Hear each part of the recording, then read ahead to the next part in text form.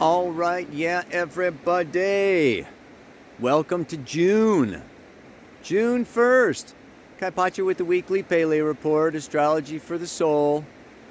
We're going to be looking at a lot of things today, but we want to start out with Mother Nature. We want to start out with Gaia. We want to start out with Venus and Taurus, beauty, the earth. Oh yeah, absolutely. Mercury coming into a station, like slowing down, going direct on Friday, in square to Saturn, which has been slowing down for quite some time, up there in Aquarius, and stationing, going retrograde. So I did up a chart at the beginning there where both Mercury and Saturn are like dead in the water. Stop. Mercury says, I've had enough.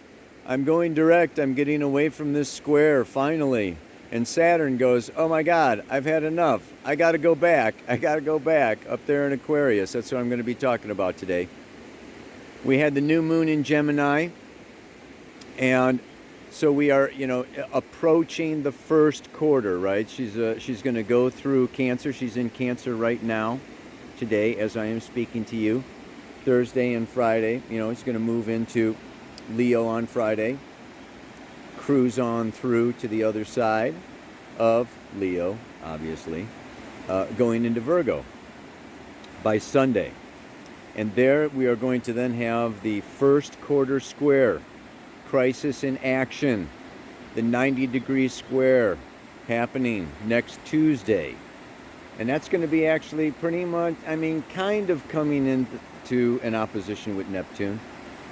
Not exactly, but these are the major aspects. The sun is sextile Chiron.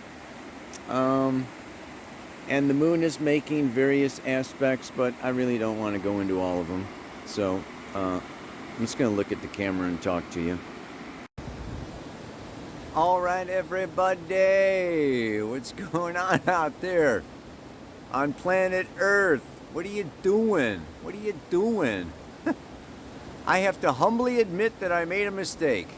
I know. I don't like to make mistakes, but I said in last week's report, right, this new moon in Gemini, new energy, it's going to lighten up, everything's going to be cool. I don't know if I use those exact same words, but I did really feel like, this new moon is going to, chill things out, and not, right? It did in one way. I felt kind of a new burst of energy. There was kind of a newness about it. But we have to understand, Mercury is the ruler of Gemini, right? This whole new moon is disposited by Mercury, and Mercury is retrograde. So come on. And even worse than that, it's in square to Saturn, up there in Aquarius.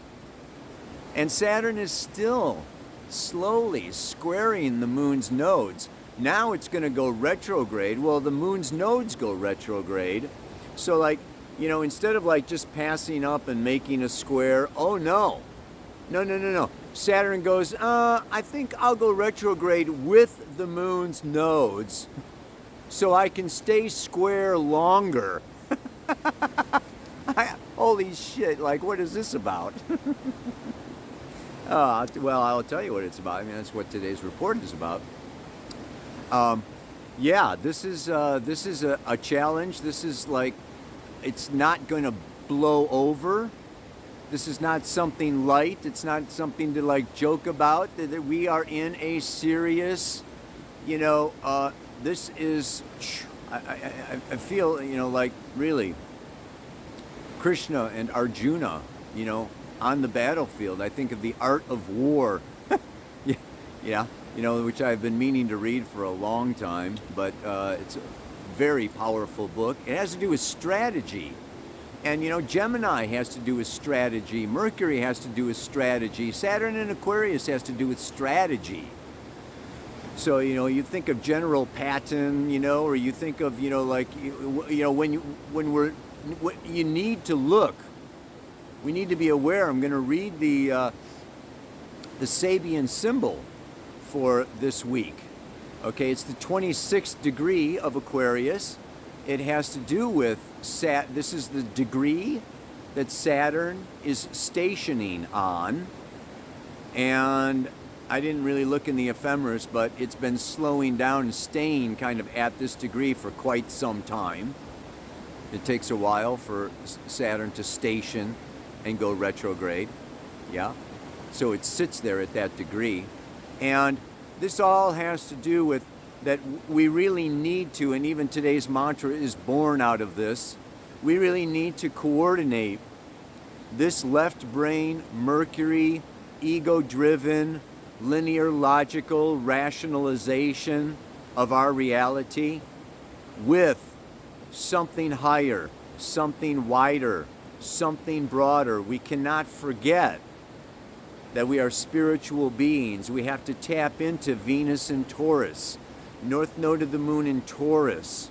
We need to connect, with this Mars-Jupiter energy happening in Aries and come into our bodies. Not let our heads run away, with the media, with the social media, with the mainstream media, with the, the monkey mind. The mind games could be the song, for today. But let me read this Sabian symbol to kind of be able to move on, because there's a lot to say. A garage man testing a car's battery with a hydrometer. Skill in applying knowledge of natural laws to the solution of everyday problems resulting from life in our technological society. We got to come to terms with this technology, man. It's not all spiritual lovey-dovey. I mean, we are in, a computerized, technological, in some places or some cases, you could consider it a nightmare. But of course, you wouldn't be listening to the Pele Report if it wasn't for the technology. So it's a blessing and a curse. Gemini, the twins, 1 foot in heaven, 1 foot in hell. You can look at either side of the coin, its heads or tails, light or dark, masculine, feminine, plus or minus, good or evil. But it's all the same coin. I usually don't butt into Dane Rudhyar when I'm reading It's a special day. Here we see a man using his analytical mind to check up on the operation of the machines his inventive genius produced. This simple, commonplace, Gemini, operation is used here as an indication of how deeply technology, Aquarius, involves us in small matters, Mercury and Taurus, yet matters which in some circumstances could make the difference between life and death, South Node of the Moon in Scorpio. A mechanical failure in a car on a crowded freeway, Sun in Gemini. The need for management, Saturn in Aquarius, therefore is seen to affect every detail of our individual lives. This applies as well to the complexities of interpersonal, social, or political, Saturn in Aquarius, Pluto in Capricorn, relationships. Because our modern society is indeed like a huge machine speeding on dangerous ground. And here's an important line, it's the last line. Safety depends on available power.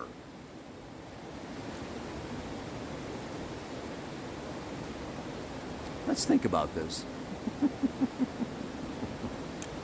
Actually, what I consider a must-see video, I'm putting a link to it down in the notes on YouTube. Hit show more, and there's notes every week. It's got the mantra, it's got everything I forgot to say, not everything, but it's going to have a link to an interview with Matthias Desmet, a university professor from the Netherlands. Wow. Powerful. Powerful. He wrote a book, The Psychology of Totalitarianism. It's just coming out June 23rd, and it contains within it a lot of answers, a lot of observations, and I'm going to go into that a little bit because this Mercury, stationing conjunct the north node of the moon, our sole destiny right now is to think, is to communicate, is to analyze in Taurus a very practical way what the hell is going on and deal with the square, of Saturn. And it's even a trine to Pluto and a sextile to Neptune. But, this square to Saturn is really in the foreground. It's in the forefront of this new transition, not only into the age of Aquarius, but the end of patriarchy of 6,500 years and the end of Kali Yuga, a few thousand years also. I mean, we are in a big transition. And if you're listening to this report, you have incarnated at this particular time to in some way, shape, or form assist in the deconstruction of the old in preparation for the construction of the new. And this has to do so much with this whole dynamic. And what this guy's talking about, he's a psychologist and he works a lot with mass psychology and the mass formation of psychosis. We called it, in previous places, the Wetiko. And it's very, very powerful information. I'm going to just bring up some points, but you should listen to the whole thing. And, what we're looking at here is this whole great reset is an attempt by a few to take total control of the entire planet and the entire world population. And this is not the first time that this has been done, and it may not be the last time it's been done. And this guy goes into the history. He goes into the Crusades. He goes into Stalin. He goes into Hitler. There's a pattern that happens. And the origins of the pattern I don't want to get into today. I think it has so much to do with materialism. And materialism started out so much with a materialistic view of science, ushering in technology and rationalization, and this whole idea that we can figure out everything with our mercurial left brain. It was really Sir Francis Bacon a few hundred years ago that kind of initiated this whole idea, of third dimensional physical, science and repeating experiments to verify and validate, and just an absolute left brain analytical mercurial Gemini approach to life, to reality. And this whole limiting perspective, cutting us off from our intuitive Jupiterian right brain, from our Neptunian connection to all that is spiritual heart space, and focusing on this very narrow portion of our reality and calling it the totality is leading us down this path. And yet this path is a necessary path in order to end an old approach, an old reality, an old third dimensional limited understanding of life and of what it means to be human. And this has to happen. There is a purpose behind this grab of power, okay, that is happening now. And it would have been nice if we could all have learned this with World War I and Hitler and, this whole Nazism approach and fascism and everything. But obviously we did not collectively understand enough. So this is now taking it to another level. This is another level. And he points out that there is a certain necessary soil, a ground, for what he calls the mass formation. And this and the common ground that needs to happen is, number one, loneliness, a sense of disconnection. Saturn in Aquarius, okay? Technology. It's proven that video games and all this social media actually separates people more than brings them together. And you're relating to avatars now, people making their little avatars instead of, connecting to a flesh and blood and juicy kind of heart space, unique individual. It's a picture. It's not a person. Yeah? And prior to this whole power grab, he points to a study that says 30% of the general population is lonely, experiencing isolation. And of course, this has been seized upon. Social distancing, put on a muzzle, lockdown, stay home, separate people, make people more lonely, more lonely, more lonely, right? Divide and conquer. And then the other aspect is a sense of meaninglessness.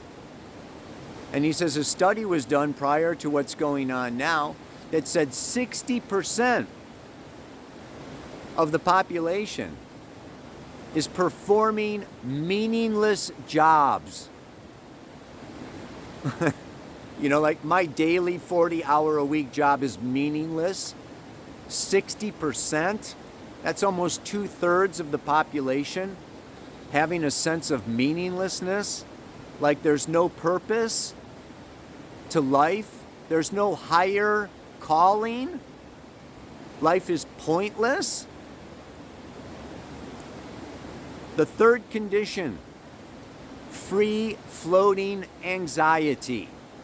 Just a sense that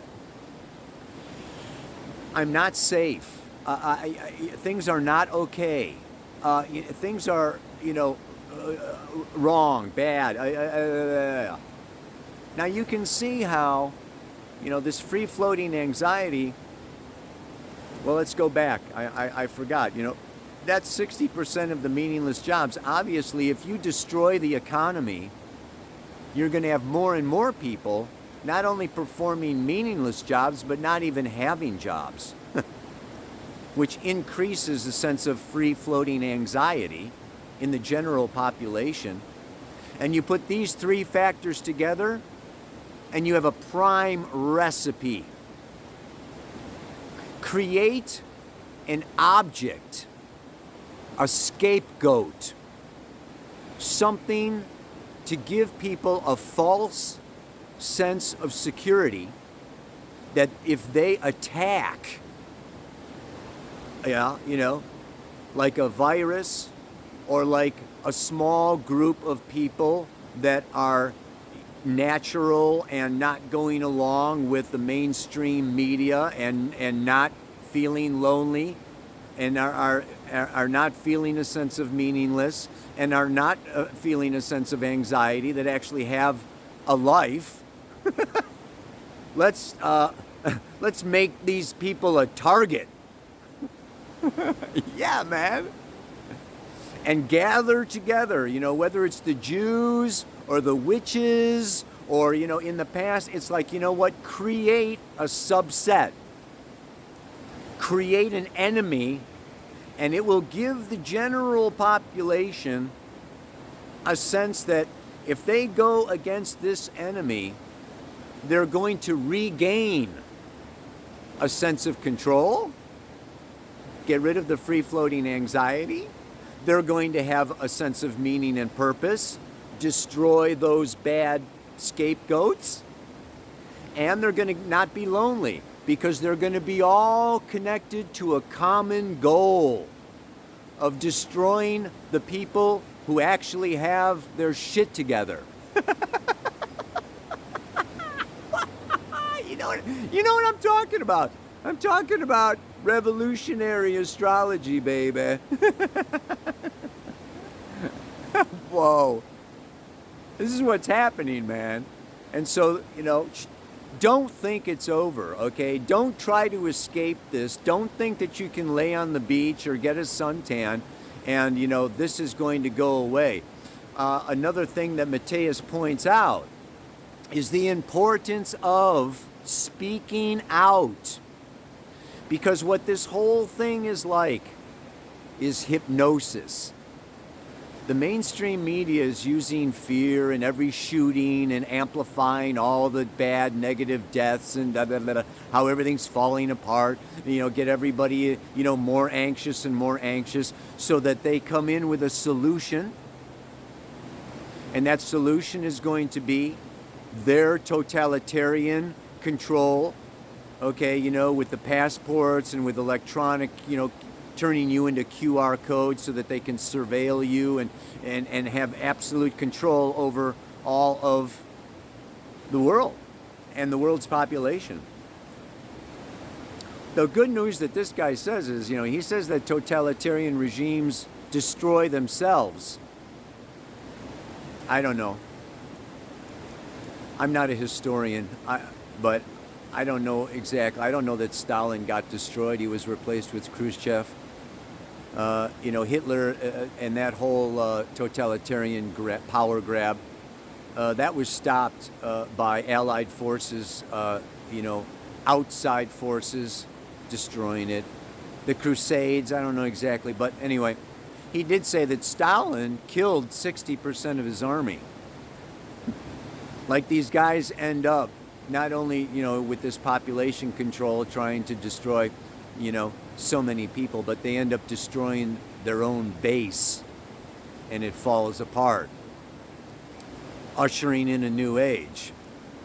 But there's a few steps here, and what he says is, what we need to do is, we need to stop before too much damage is done, right? It's like we need to step up.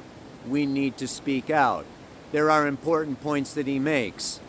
Number one, this hypnosis, this mass formation of psychology, this Wetiko, okay, really involves, rather than looking at a total reality, it focuses all of your attention. This is what hypnosis does. Just watch this one little thing.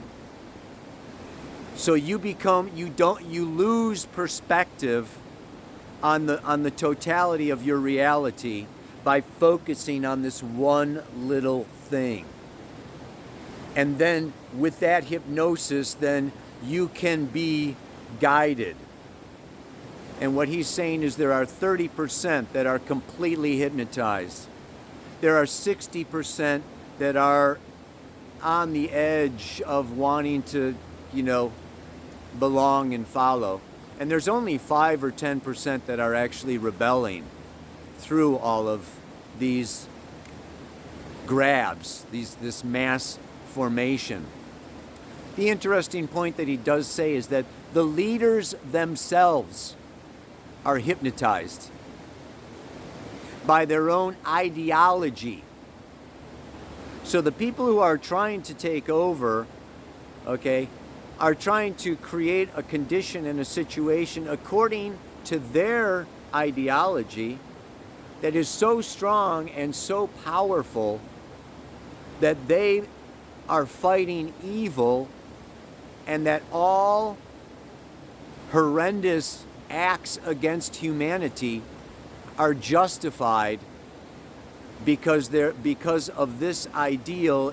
It's like the savior complex or the rescuer complex, that it's okay for us to wipe out all of these, Jews or all of these witches, and have people, turn in their neighbors and create all of this division and paranoia, because we're going to usher in a great new earth, with, clean water and clean air, and we're going to use, this whole climate crisis, even creating some of the climate crisis.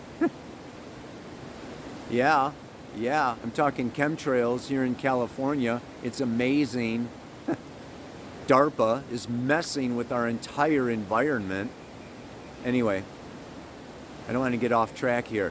I want to just kind of say that this is all psychological. This is all Gemini, Mercury, okay, but what we need to do, and what's really powerful, Venus is coming to Uranus in the North Node, and then by August, Mars is going to join Uranus in the North Node, okay? And this is an intensification. This is a revolution and a rebellion. And the important thing is that he says, we need to continue to speak out. If we don't, the hypnotism works, and people's minds just focus on what they're being given by the mainstream media, and they are grabbed. Whereas we have to kind of be we have to be the ants in the pants, and just kind of, not necessarily argue or judge or try to win, but just try to, create Gemini, alternative points of view. And you've got that opinion, you've got that truth. I have a different opinion and a different truth. And it's just enough to take that 60% and help them to rethink. Yeah, we're the garage man, checking with the hydrometer, right? We have to really analyze our situation, and we need to talk about it. Because there are these 60% that are kind of on the fence. They're not fully sucked in.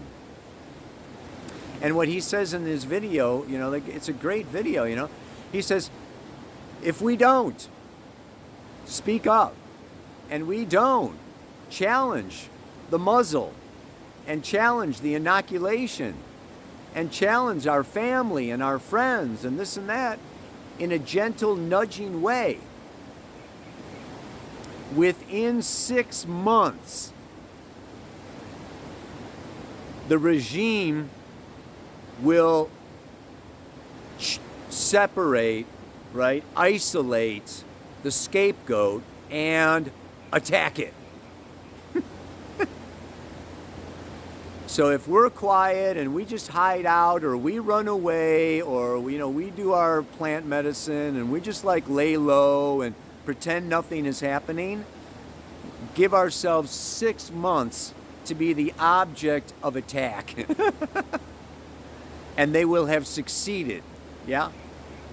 So I want to encourage everyone during this time, particularly with the moon coming into, this first quarter square. The moon is in Virgo, right? Boom. Powerful Virgo energy, ruled by Mercury. Square the sun in Gemini, ruled by Mercury. Now Mercury is going direct. I can't wait for it to get out of Taurus, right? Oh my God. It's just boom, boom, boom, boom. I can't wait for it to stop being square Saturn, you know.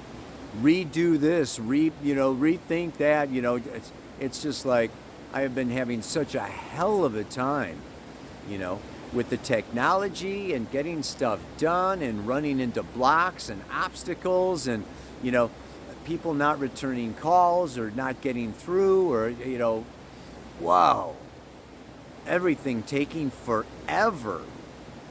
Whew. Taurus is so slow. But now the grand finale. And this is where I think Matthias, at the end of the video, his solution, okay, it's almost like the guy is a professor at the university. He is an academic.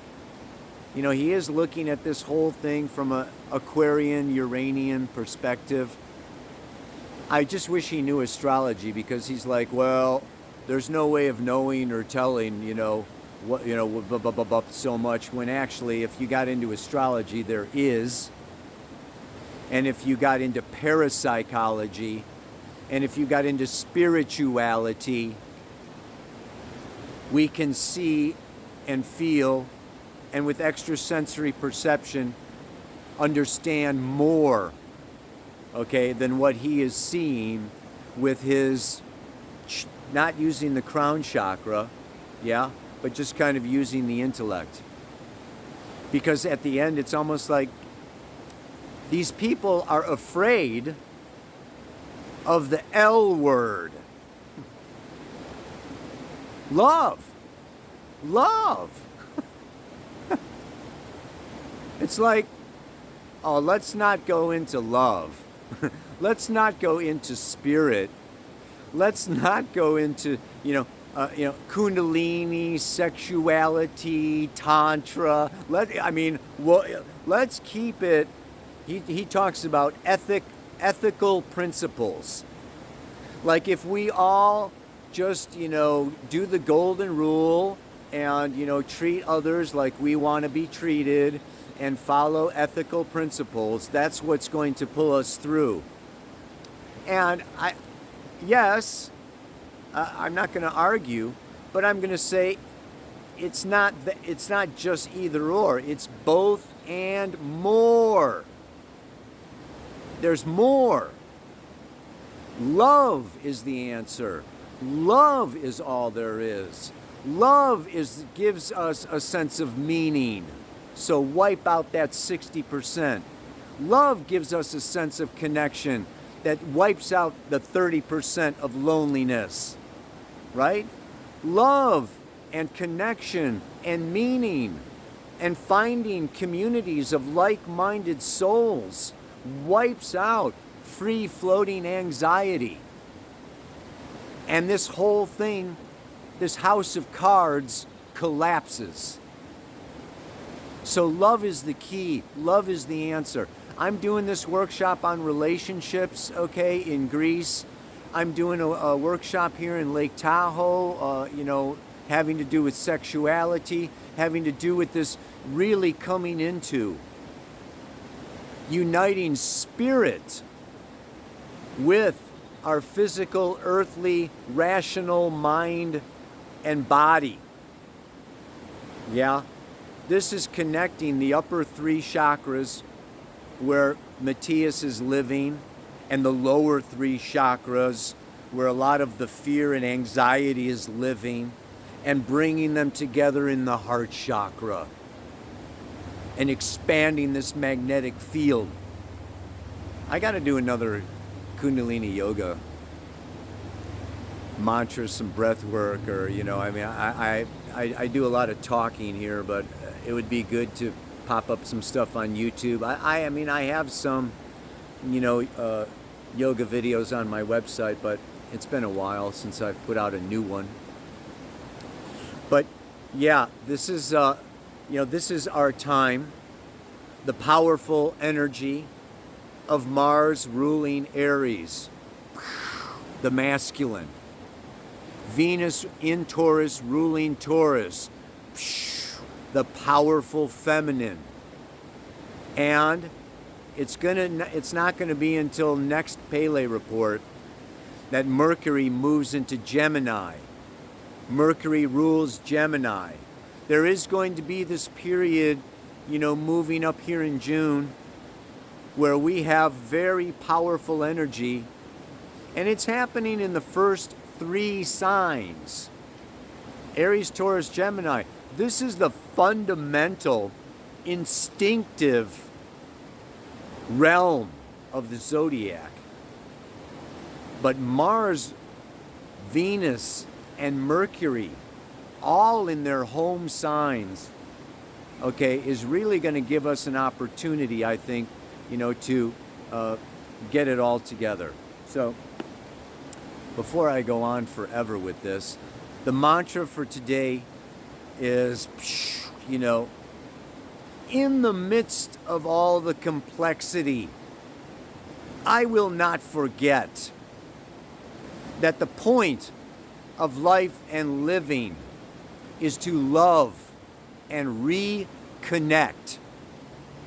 We come out of the oneness of spiritual unity, of multidimensional reality, and we incarnate into a separate, egoic, third-dimensional consciousness, and we want to reconnect above and below.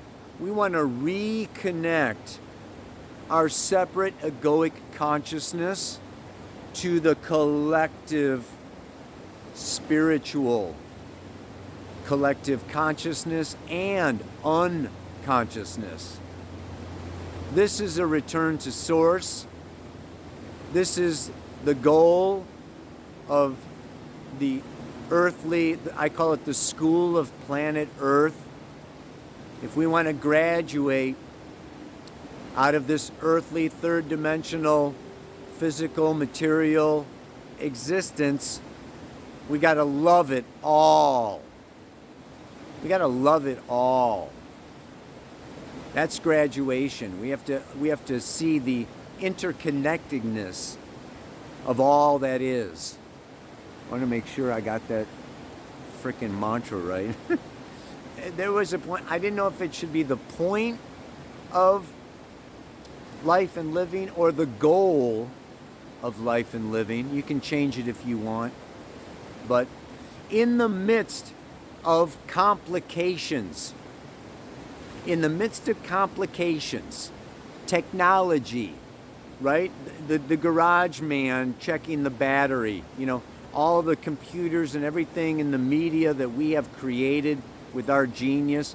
We have to master technology. But it is complex.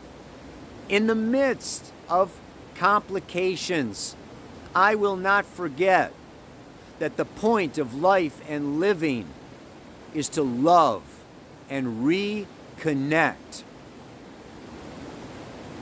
Reconnect the fragmented parts of our souls and ourselves, and reconnect with each other.